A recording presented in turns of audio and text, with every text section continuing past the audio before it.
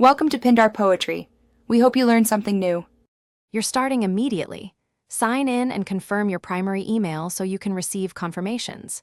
Back up everything, clone repositories, export issues, and wikis, because deletion is permanent. Next, check organizations and transfer ownership of any repos you still need. Make sure to cancel paid plans and revoke OAuth apps and personal access tokens.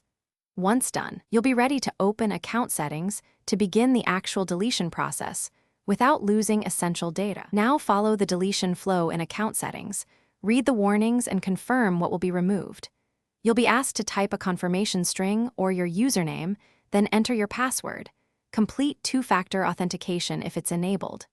Make sure SSH keys and OAuth apps are revoked and any subscriptions or billing tied to the account are canceled. Once you submit the deletion request, Github will process it. Understand this permanently removes repositories and associated data. Finish by confirming deletion and monitoring your email for a final confirmation. Keep local backups until you see the removal notice.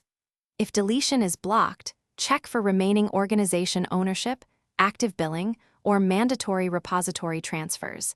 These are the usual culprits.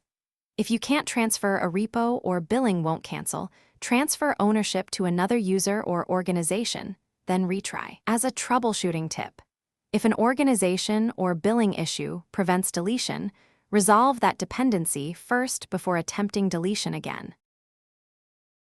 Thanks for watching. Consider subscribing if we helped you.